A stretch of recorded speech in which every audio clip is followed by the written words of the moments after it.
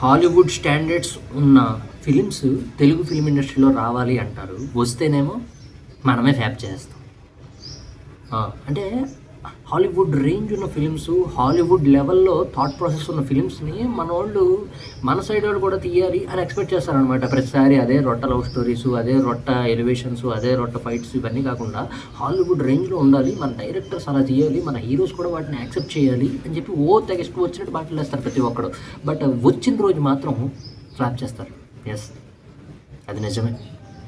నేను ఇప్పుడు మాట్లాడబోయే సినిమా పేరు వన్ నేను ఒక్కడిని, మహేష్ బాబుది. బట్ సాడ్లీ ఏంటంటే మహేష్ బాబు రెండోసారి కూడా బలయ్యాడు ఇందులో. అంటే మహేష్ బాబు ఎక్స్పెరిమెంట్ చేసిన ప్రతిసారి ఆయన ఫెయిల్ అవుతూనే ఉన్నాడు. నో, ఆయన ఫెయిల్ అవ్వలేదు, మనం ఫెయిల్ చేస్తూనే ఉన్నాం. ఆయన ఎప్పుడైతే ఎక్స్పెరిమెంట్లు చేస్తూనే ఉన్నాడు, స్టార్టింగ్ ఇనిషియల్ డేస్ నుంచి కూడా ఎక్స్పెరిమెంట్ చేసిన ప్రతిసారి మనం దాన్ని ఫెయిల్ చేస్తూ ఉన్నాం. సో అందుకే ఆయన రొటీన్ ఫార్మాట్లోకి వచ్చేసాడు అనమాట. ఆయన రావడానికి రీజనే, రొటీన్ ఫార్మాట్లోకి రావడానికి రీజనే మనం అందరం. సో అది మనం అగ్రీ చేయమన్నమాట. సో మనం ఇప్పుడు డిస్కస్ చేయాలి మన తెలుగు ఫిల్మ్ ఇండస్ట్రీ ఆడియన్స్ అందరూ కలిసి ఫేల్ చేసిన film one Nenu Okkadini. Acted by Mahesh Babu, Kriti Sanon and directed by Sukumar, music by DSP. అంటే వన్ నేను ఒక్కడిని ఫిల్మ్ చూసినప్పుడు అలా నాకు ఒక రిగ్రెట్ అయితే గట్టిగా ఉండిపోతుంది అబ్బా బాధ. ఏంటంటే మహేష్ అన్న గురించి ఎస్పెషల్లీ ఎందుకన్నా నువ్వు ఎక్స్పెరిమెంట్లు చేస్తున్నావు, ఎందుకన్నా నువ్వు ప్రతిసారి ఏదో కొత్తగా ట్రై చేయాలని కొత్త కాన్సెప్ట్ పట్టుకుంటున్నావు, ఎందుకు పట్టుకుంటున్నావు? మన వాళ్ళకి అంత అవసరం లేదు. నువ్వు జస్ట్ నార్మల్గా రొట్ట సినిమా ఏదో ఒకటి నార్మల్ కంటెంట్ ఒకటి అది చాలు. ఒక 2 ఫైట్లు ఉండి, ఒక ఐటమ్ సాంగ్ ఉండి అది ఉంటే సరిపోతుంది. వాళ్ళు దాన్ని రొట్ట అన్నా కూడా అది మెల్లగా చూసేస్తారు. సో అక్కడ నీకు ప్రాబ్లం ఉండదు. నువ్వు ఎప్పుడైతే ఎక్స్పెరిమెంట్లు లైక్ ఇలాగా కొత్త నాని అని కానీ, స్పైడర్ అని కానీ, వన్ నేను ఒక్కడే అని కానీ, ఇలాంటివి కొత్తగా కలేజీ అని కానీ ఇవన్నీ కొత్త చేసావో అప్పుడే నువ్వు ఫెయిల్ అవుతున్నావు అన్న. సో నీకు అది అర్థమైపోయిందిలే, అందుకే నువ్వు రొటీన్ ఫార్మాట్లోకి వచ్చేసావు. మై బ్యాడ్ లక్, అంటే మా అందరు బ్యాడ్ లక్ అనమాట. నువ్వు రొటీన్ ఫార్మాట్లోకి రావడం అనేది మా అందరు బ్యాడ్ లక్, నీ బ్యాడ్ లక్ కాదు. నీ ప్లేస్లో నువ్వే కాదు, ఎవరున్నా సరే అలాగే చేస్తావు. సో నువ్వు కొత్త స్టెప్ వేసినప్పుడు ఎంకరేజ్ చేసేవాళ్ళు లేకపోతే నువ్వేం చేస్తావు అన్న. సో వన్ నేను ఒక్కడే నాకు ఇప్పటికే గుర్తు బెనిఫిట్ షో. అంటే వన్ నేను ఒక్కడే ఉన్న హైప్ అప్పట్లో ఏ ఫిల్మ్కి లేదబ్బా. ఎందుకంటే మీ అందరికీ గుర్తుందో లేదో ఆడియో ఫంక్షన్ ఫస్ట్ టైం థియేటర్లకు ఇచ్చారు. నాకు ఇప్పటికీ గుర్తు. పాసెస్ తీసుకుని శ్రీచిత్ర థియేటర్కి వెళ్ళాను. శ్రీచిత్ర థియేటర్లో ఆడియో ఫంక్షన్ లైవ్. మీ అందరికీ వేయకుండా ఫ్యాన్స్కి మాత్రమే, థియేటర్స్లో ఉన్న వాళ్ళకి టీజర్లో కొన్ని షార్ట్స్ మహేష్ బాబు వేశారు మాకు. సో అవి చూసి మేము చొక్కాలు చింపేసుకున్నాం ఆ రోజుల్లో. ఏంటది హాలీవుడ్ లెవెల్లో ఉన్నాడన్న అసలు అని. హైలైట్ ఏంటంటే ఫస్ట్ టైం మహేష్ బాబు అప్పట్లో షర్ట్లెస్తో కనపడడం అనమాట. షర్ట్లెస్ అంటే మొత్తం షర్ట్ తీసేయలేదు, బట్ హాఫ్ బనీన్ వేసుకుని హ్యాండ్స్ చూపిస్తూ, అది షాక్ అనమాట అప్పట్లో మా అందరికీ కూడా. సో అంత కష్టపడ్డాడు ఆ ఫిల్మ్కి, అంత ప్రాణం పెట్టాడు, అంత కొత్తగా కనపడ్డాడు, తను మార్చుకున్నాడు బాడీ పరంగా కానీ. అది మనకి స్క్రీన్ మీద కనపడుతుంది అనమాట. అప్పుడు ప్రాణం పెట్టి చేశాడు ఆ ఫిల్మ్.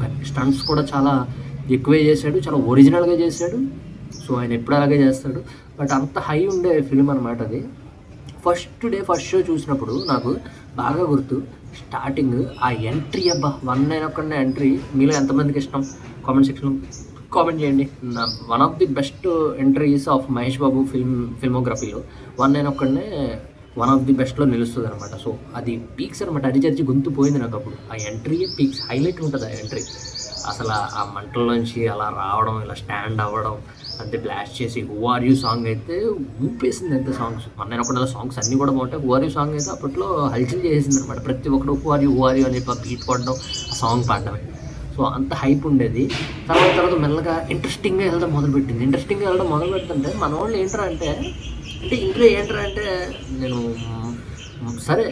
మొత్తం ఆడియన్స్ అర్థం చేసుకోలేదు అని కాకుండా వీళ్ళు కూడా ఏంటంటే ట్రైలర్ కట్టు కూడా కొంచెం ఆ కంటెంట్ ముందు చెప్పేసి ఉంటే ప్రొడక్షన్ టీం వాళ్ళు ఇప్పుడు చెప్తున్నారు కదా మన వాళ్ళు ప్రొడ్యూసర్స్, మేము ఆ ట్రైలర్లో కంటెంట్ చెప్పుంటే బాగుండేది, లేదా ట్రైలర్ రిలీజ్ చేయకుండా ఉంటే బాగుండేదని. సో కొన్ని చేంజెస్ చేసి ఉంటే ఇది మా కంటెంట్, వన్ ఒక్కనే ఫిల్మ్ ఇది, హీరో క్యారెక్టరైజేషన్ ఇలా ఉంటుంది అని ట్రైలర్లోనే ఆడియన్స్కి పరిచయం చేసి ఉంటే కనుక మేబీ ఆ రిజల్ట్ వచ్చేది కాదేమో.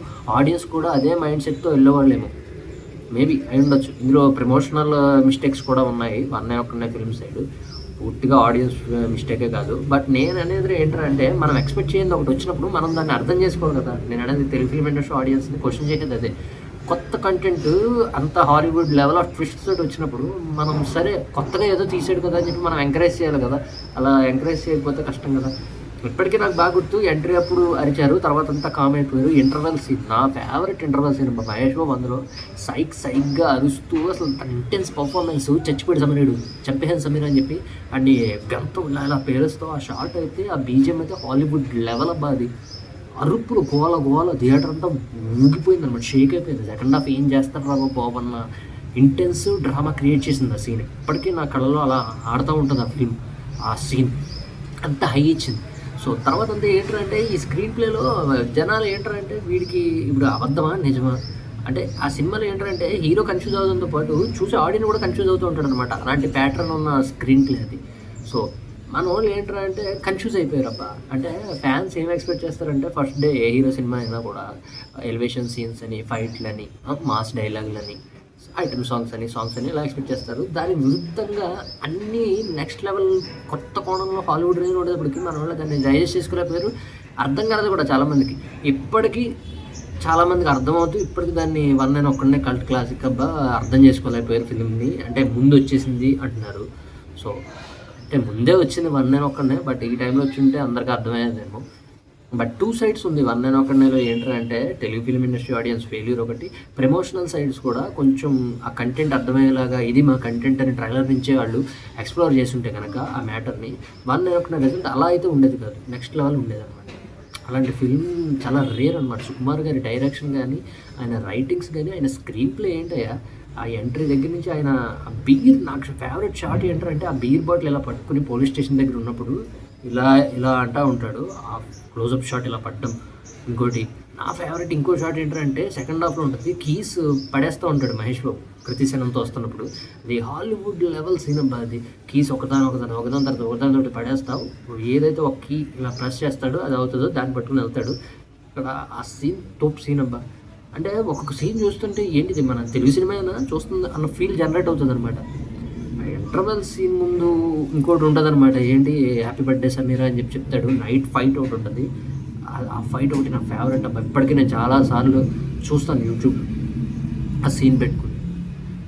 అంత ఎక్స్ట్రాడనరీ ఉంటుంది. అంటే ప్రతి ఒక్కరు ప్రాణం పెట్టాడు అబ్బా. దేవిశ్రీ ప్రసాద్ అయితే మ్యూజిక్ చావగొట్టేయాడు అనమాట. ప్రతి సాంగ్ హూ ఆర్ యూ దగ్గర నుంచి సయోనారా, యో మై లవ్, ఈ సాంగ్స్ అన్నీ కూడా బీజిఎం కానీ, మహేష్ బాబు డ్యాన్స్ కానీ అన్నీ టాప్ నాచ్ ఉంటే ప్రతి ఒక్కడు వాళ్ళ న్యాయం వాళ్ళు చేశారు ఫిల్మ్కి.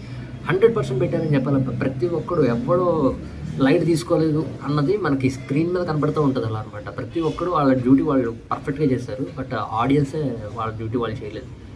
సో అర్థం చేసుకోలేకపోయారు. అంత హై స్టాండర్డ్స్ ఉన్న ఫిల్మ్ని అర్థం చేసుకోలేకపోయారు, ఫెయిల్ చేశారు. సో అదే డిగ్రేట్ ఉంటుందబ్బా. బట్ క్లైమాక్స్ సీన్లో Mahesh Babu performance, emotional performance ఎంతమందికి ఇష్టం కామెంట్ సెక్షన్లో కామెంట్ చేయండి. లిటరల్గా ఆయన జీవించాడు, నటించలేదు ఆ సీన్లో. ఆయన ఇంటర్వ్యూస్లో కూడా చెప్పాడు. ఆ వే ఏదైతే ఆ గౌతమ్ ఎదర పరిగెడతా, మహేష్ బాబు వెనకాల పరిగెడతా ఉంటాడో ఆ సీన్, అసలు ఆ థాట్ ఎలా వచ్చింది సార్ మీరు సుకుమార్ గారు? అసలు ఆ థాట్, ఆ స్క్రీన్ ప్లే, ఎదరు గౌతమ్ పరిగెడుతుంటే మహేష్ బాబు అలా పరిగెడుతూ తన ఇంటికి వెళ్ళినప్పుడు ఆ బుక్ ఓపెన్ చేసి ఆ బుక్ని ఇలా కౌగిలించుకుని ఏడవడం, వెనకాల ఆ బీజిఎం రావడం, ఆ బీజిఎం అయితే హాంట్ చేస్తూ ఉంటుంది అనమాట. అది హాలీవుడ్ లెవెల్ బీజిఎం, అది హాంట్ చేస్తుంది. ఆ బీజిఎం వినపడగానే మనకి సినిమా టక్ మనకు గుర్తొస్తుంది వన్ అండ్ ఒక్కనే. అంటే అంత high level of impact create చేసింది అనమాట ఆ ఫిల్మ్, ఆ మ్యూజిక్.